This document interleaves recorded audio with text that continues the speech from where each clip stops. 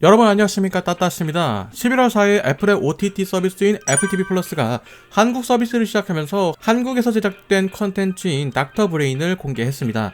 동명의 웹툰을 원작으로 하여 김지훈 감독의 메가폰을 잡았는데 이선균, 이유영, 박희순 배우의 캐스팅으로도 관심을 모았던 작품이기도 하죠. 공개 전에는 어느 정도의 관심을 받던 것 같지만 막상 공개가 된 이후에는 생각만큼의 관심을 받지 못하고 있는 상황입니다. 비슷한 시기에 디즈니 플러스가 한국 서비스를 시작하면서 시기적으로 묻혔다고 할 수도 있겠으나 결정적으로는 국내 애플 TV 플러스 서비스에 대해 관심이 많은 상황은 아니었던 것이 과거 넷플릭스의 상황을 떠올려보면 이해가 쉽습니다. 바로 매력적인 컨텐츠의 부재와 절대적인 컨텐츠 수가 부족하다는 것인데, 디즈니 플러스는 이미 많은 컨텐츠 수를 확보하고 있다는 점에서 차이가 있을 수 있겠죠. 이는 OTT와 관련된 이야기에서 조금 더 자세하게 다루도록 하겠습니다. 이번 영상에서 이야기해볼 것은 바로 닥터 브레인에 대한 이야기입니다. 닥터 브레인은 저명한 뇌과학자인 주인공 고세원이 뇌스캔이라는 기술을 연구 중이었는데 자신의 아내에게 내연남이 있다는 것을 알게 되었고, 이후 내연남이 죽게 되면서 주인공 고세원은 유력한 용의자로 지목받게 됩니다. 거기에 몇 년 전 죽었던 자신의 아들 도윤이가 아직 살아있다라는 아내의 이야기를 듣게 되고, 세원은 그 진실을 알기 위해서 자신이 개발하던 뇌스캔 기술을 이용하여 여러 사람들의 기억을 수집하게 된다라는 이야기를 담고 있는 드라마입니다. 한 사람이 여러 사람의 뇌 데이터를 습수하게 되면서 그 기억에 따라서 이전과 전혀 다른 성향이 나타나는 표현들이 등장하는데, 그 변화의 표현이 상당히 흥미롭습니다. 어느 순간에는 고양이의 뇌스캔을 하기도 하는데, 그로 인해서 주인공의 능력치가 전혀 다른 방향으로 쓰이게 되는 상황이 생기기도 합니다.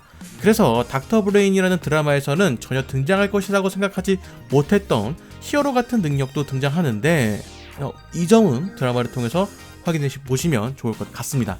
이러한 변화들이 다채롭게 등장해서 드라마의 장점으로 볼 수도 있겠지만, 한편으로는 그 능력들이 발현되는 것이 자연스럽지 못하다고 느껴질 부분도 있습니다. 기억을 흡수한 인물들이 늘어나면서 주인공의 뇌에는 여러 사람들의 기억이 존재하는데, 그로 인해서 다양한 능력을 발휘하게 되고 이것이 장점으로만 표현되는 듯한 느낌이죠.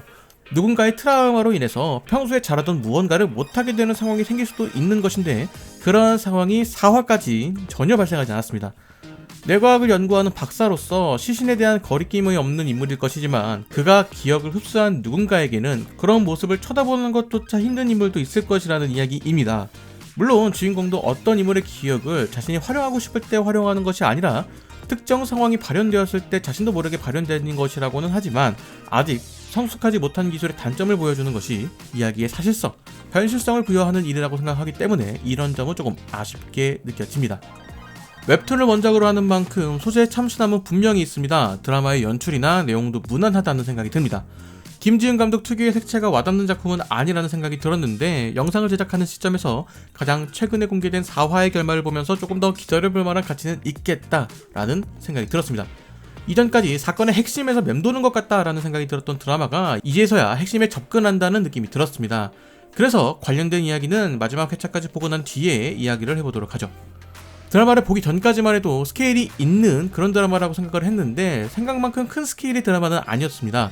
넷플릭스의 첫 한국 콘텐츠였던 킹덤을 생각해보면 기존 영화, 드라마 시장을 기준으로 하여도 비교적 큰 스케일의 콘텐츠를 준비하면서 이용자들의 눈길을 끌었던 것에 비하면 닥터 브레인은 사용자들의 눈길을 끄는 것에는 조금 부족하지 않았나 싶습니다.